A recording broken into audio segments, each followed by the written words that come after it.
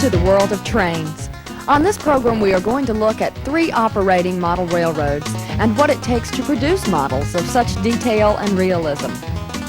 Jim Laughlin built and operates this superb HO layout. This is an O-gauge layout exquisitely detailed by Charlie Brown.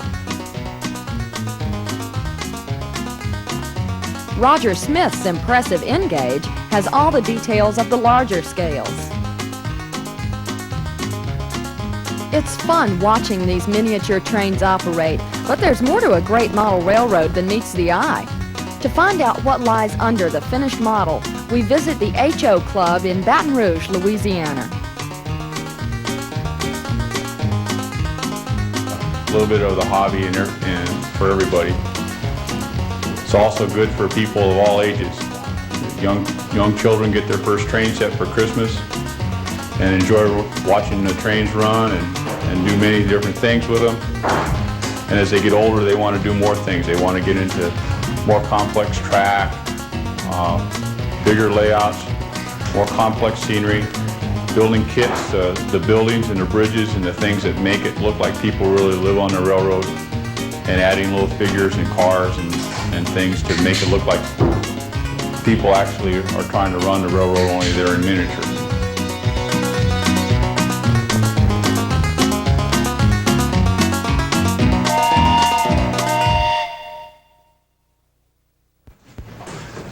Welcome to the Baton Rouge Model Railroad Club. My name is Craig Ellert. I'm the president.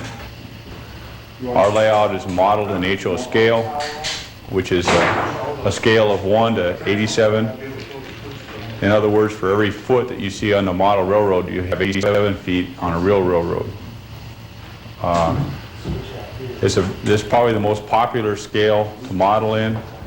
The other scales are O scale, which is twice the size of HO, and N scale, which is about half the size of HO. HO blends all of the being able to do all the scenery and the detail work of O scale in much less space, and allows you to operate the trains and stuff that you would be able, the lengths of trains that you would be able to operate in N scale. We want to walk through the layout a little bit. We'll show you where our bench work is, how it works, and how we constructed this layout out here. Bench work is basically an L-girder frame with 1x2 joists from which we can support the risers that support the track and the roadbed.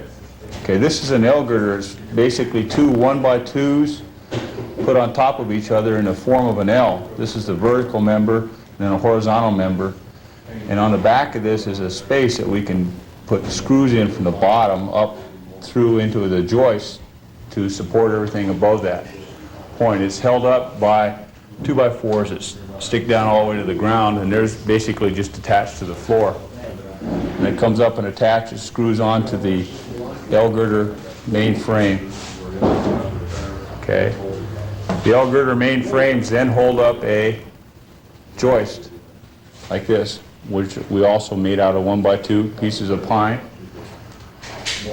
And these joists are used to hold up the roadbed in various different elevations throughout the layout. This way we have a light structure that we can move the joists around and make different elevations and make it very flexible. If we want to change some track from one location to another, we can do that very easily by taking the screws out and moving it back and forth. The joists hold up risers that will hold up a support for the roadbed.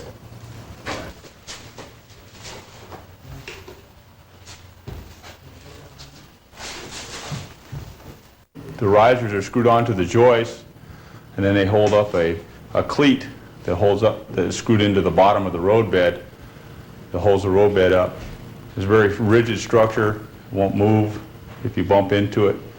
We adjust the elevation of the layout depending on where the track's going. We try to, we've drawn out a layout for the track, and the different directions of the track, we try to get some variety in how the trains operate through the area. And by changing from one elevation to another, we can add scenic relief, make it look as it would appear going up and down a mountain.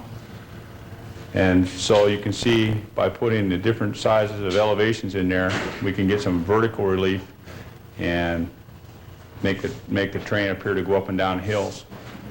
And it takes a number of guys, 2 or 3 people usually, to do bench work of this complexity.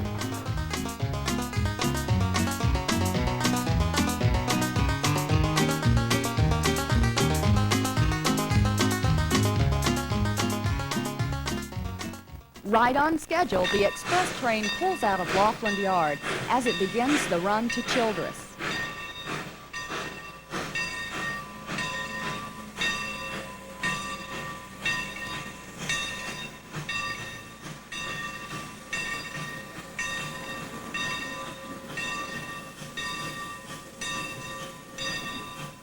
Now back to the HO Club for more behind-the-scenes looks at model railroading.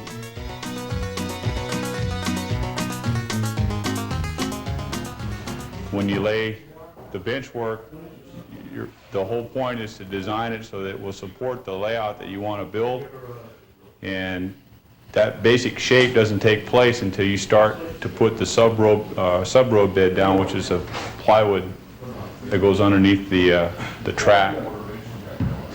When you put the plywood down, then you can start to see where the tracks are going to go, and you can start to get a visual interpretation of what the layout is going to be.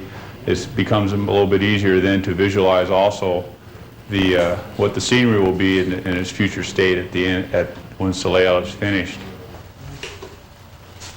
One of the things that you want to watch out for as you build layout, the track and the sub-road bed, is that you get your grades between the elevation changes so that they're not too steep, and so your locomotives and cars can go up and down the grades with ease, and you don't have to end up cutting the trains in half or something like that. Grades have always been a major obstacle for real railroads. They are also for a model railroad. Some of the best real railroads have had difficulties going across the mountains. That happens to be also the best way to make a model railroad. It's more interesting if it goes up and down and looks like it goes up and down hills and around corners and over bridges and rivers and streams. But you still have to be careful that you don't make the grades too steep so that your fastest passenger train has to slow down to a crawl to go up and down the hill. It's not very realistic. Another thing that you want to be careful of as you lay out the layout is that the minimum radius of your curves will handle all the equipment that you're planning to operate with ease. You don't want to put a real tight radius curve that you would find in a yard on a main line where you're going to run long passenger trains. The passenger trains would tend to derail, you'll have operating problems, and they just don't look right. So the radius out here, the minimum radius, is somewhere over 3 feet, and all of our equipment that we plan to run will look good on this layout as we walk through as we get our trains running in the future. Once your framework is built and your sub-road bed is laid down, you know where you're going to run trains to and therefore run your tracks. The next step is to go ahead and put the road bed on, which is either, like I said before, cork or pine strips that you would use for the ballast later on. Then you lay your track on top of that, be it either hand-laid track or flexible track. Laying out your yards and all your tracks, your passing tracks, wherever you're going to run trains, you go ahead and get that done.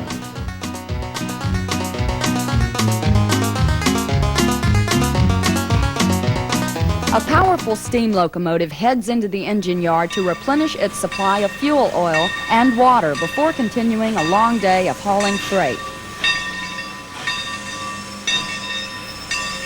To find out what powers these miniature engines, we go back to the Baton Rouge HO Club. The next step is to wire the layout, and we wired our layout by running wires down out, soldering the wires on the sides of the rails to where you wouldn't see them once the layout is detailed, and then all the wiring is run underneath the layout where it will be hidden by the scenery. The wiring is run from the individual blocks or sections of track to a main control panel, and from there you can operate 2 or 3 or 4 trains from one location. The wiring is designed so that you can electrically isolate one section of the track and run multiple trains at different times at different places on the layout.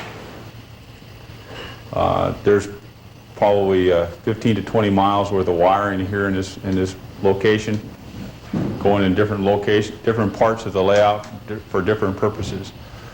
Each of the switch machines that power the turnout so you can control the direction of the trains is also wired so that you can remotely operate that from one or more locations, control locations throughout the room.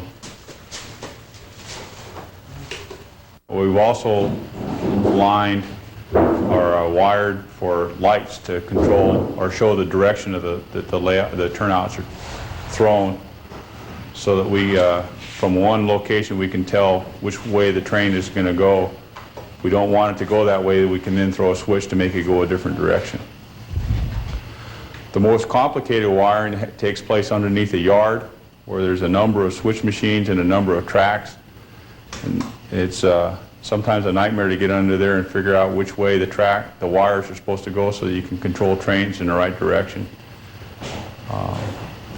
Another part of the wiring that's usually not very fun for people is that you have to work underneath the layout, working over your head. It's a little bit uncomfortable, and it takes a lot of work to get under there and figure out which way you want to run the wires and then get it done.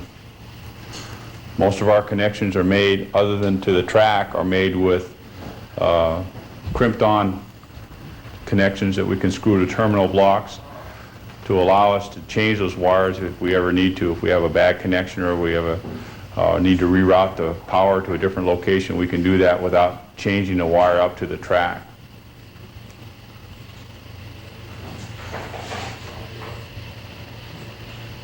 Each one of the yards will have its own control panel that will control all the functions in that yard.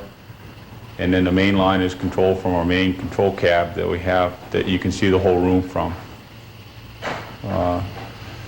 So we could probably keep 3 people busy in the control cab and 1 at each one of our yards, and then 1 or 2 people on our narrow gauge layout that we have as part of the overall complex.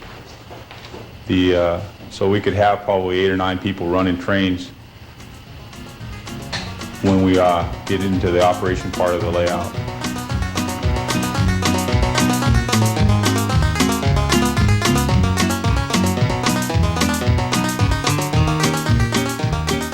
A long freight train backs into Laughlin Yard, where it will be broken up. The freight cars dispatched to other trains taking cargo to all parts of the country.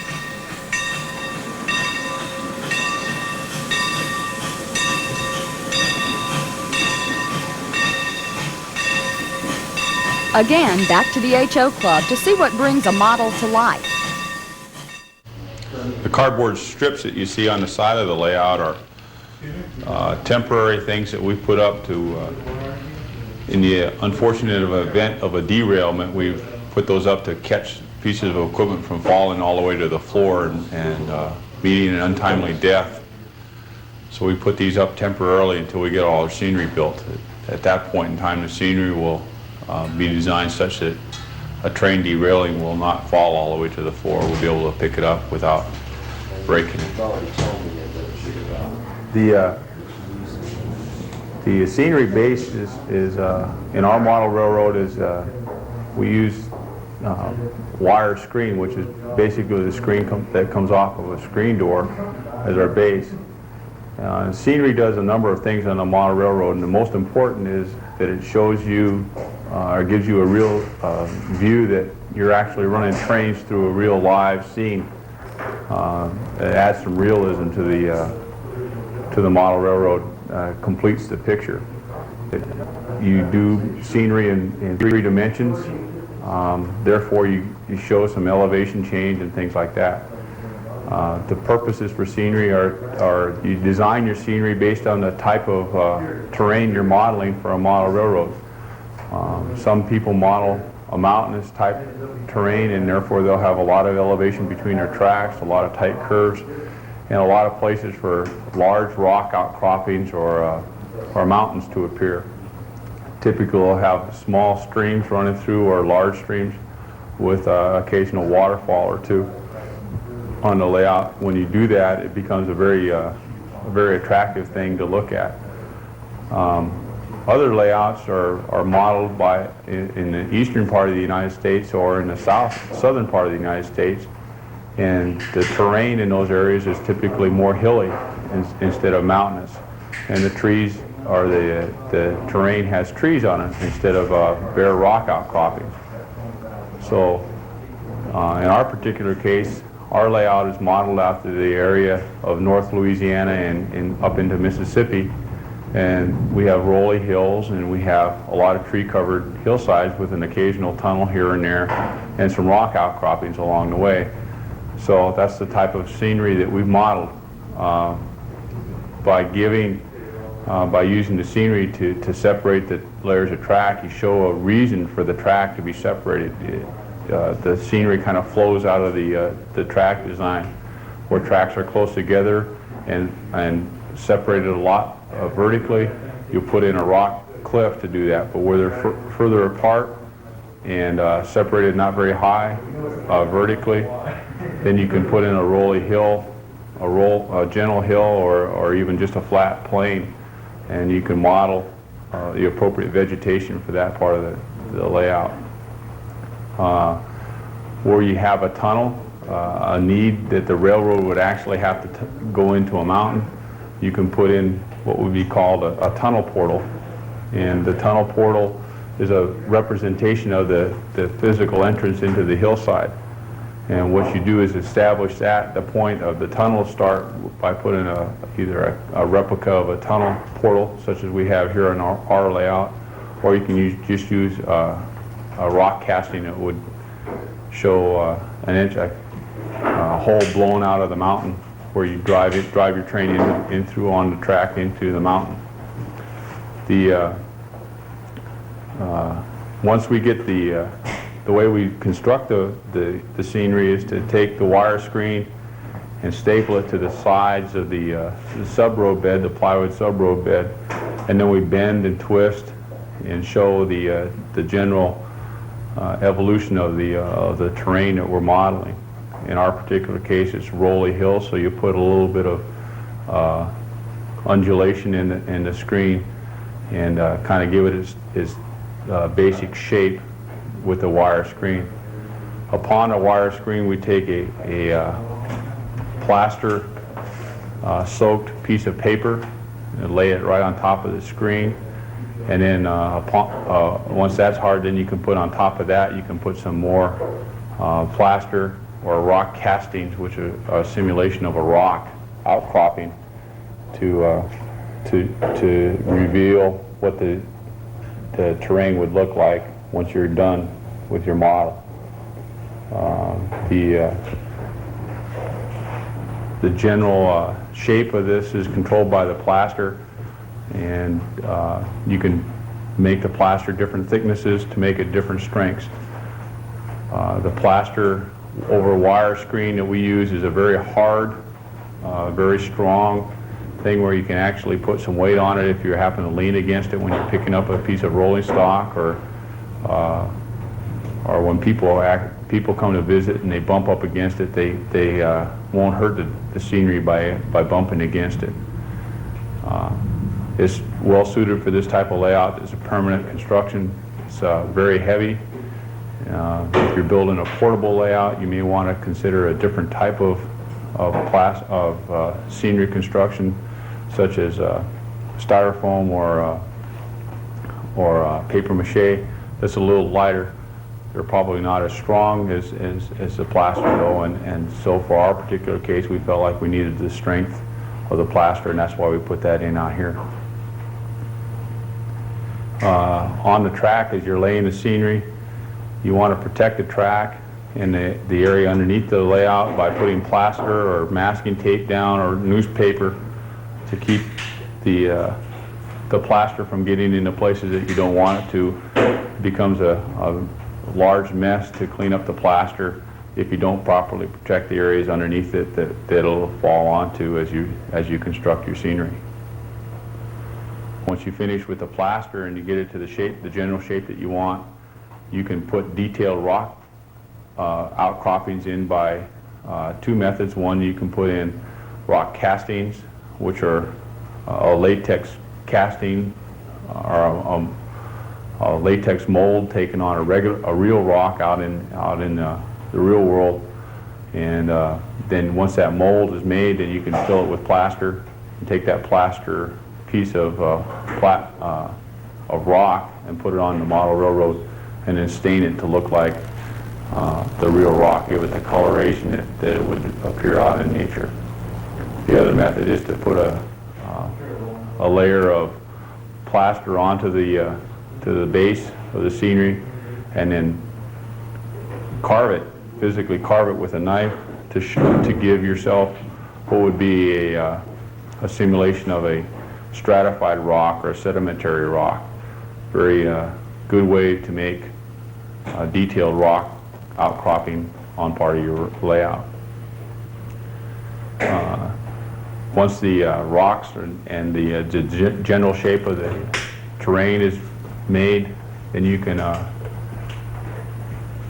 lay or color the plaster to look like dirt and rocks, and then above that you can put what we call ground foam as a way to make grasses and shrubs, and then you can make trees out of ground foam and lichen and bits and pieces of smaller plants that simulate what a trunk would look like on a tree. There are many ways to make trees. You can make both the deciduous trees like an oak tree, or you can make a pine tree and model them very realistically and make a very real scene on the model railroad just by putting a few small pieces of wood and plaster and lichen and ground foam together and painting it. It'll come out to be a very realistic piece of nature in miniature. Scenery is a lot of fun in that you can get messy, you can do it real fast, you can make a large area of the model railroad look real in a very short period of time, and then you can come back and fill in the details and make it much more attractive and much more pleasing to the eye. It's also the most rewarding part of the layout for a lot of people in that it makes it look like it's something instead of just a big piece of wood with a bunch of wires and tracks hanging out from underneath it. So it actually completes the picture of the model railroad. It makes it look like what you're trying to model is really coming to life. It adds the third dimension to the model railroad and makes it more realistic for what we're trying to accomplish.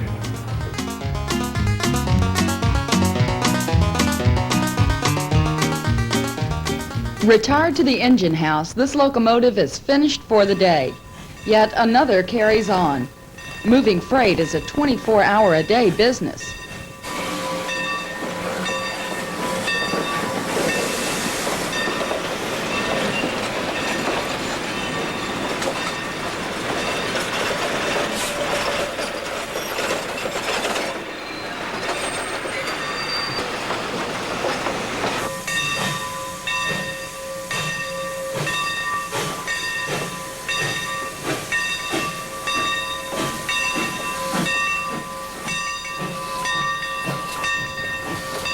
Once again, we go back to the Baton Rouge HO Club.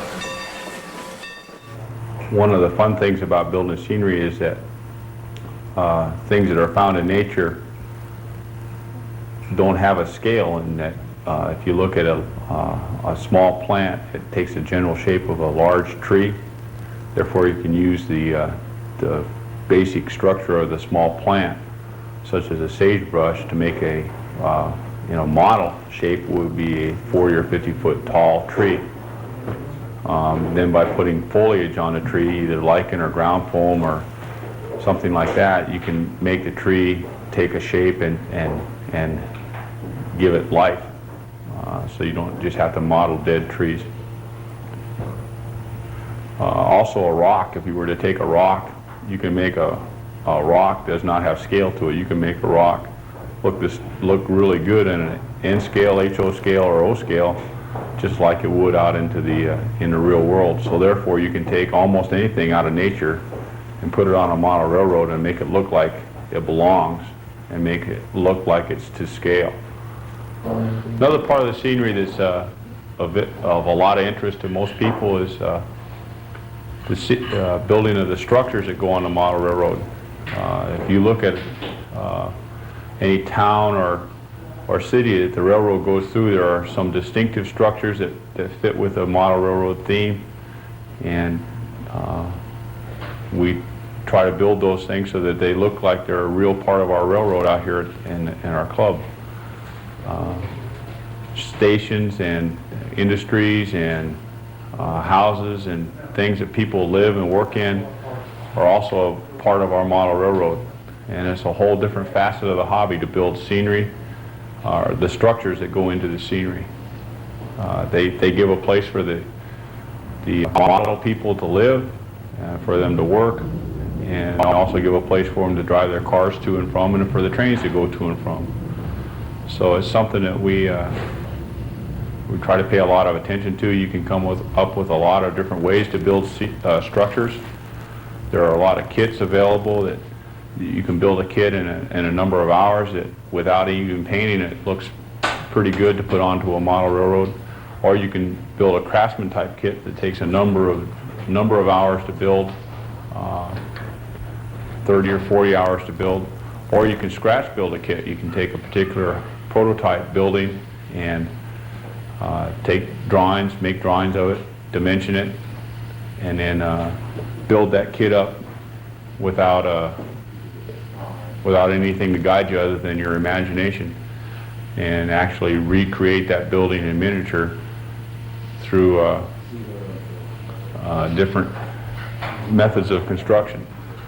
By painting the structures, you can make them look very realistic. You can make them look brand new, or you can make them look weather beaten and falling down. You can make the shingles look like they're brand new, newly laid, or you can make them look like they've been through a lot of tornado storms and parts of them torn off. You can make buildings sag. Older buildings tend to sag, and you can make buildings look that way. So there's an endless variety by taking plastic kits or wooden kits or scratch building things and make the scenery fit into your particular layout. Another facet of the scenery is building bridges. Bridges are built to cover streams or roads or other parts of the railroad. And by putting the bridges together, you show a reason for one track to cross another track, or for a change in elevation from one part of the layout to the other to be realistic. By putting a stream and modeling the stream at the bottom of a canyon, you can make a very detailed scene and something that's very eye-catching and something that people would like to pay attention to as they come through and view the layout. So bridges become a very good focal point on the model railroad, something that adds a little variety to the scenery and brings a reason for elevation and changes.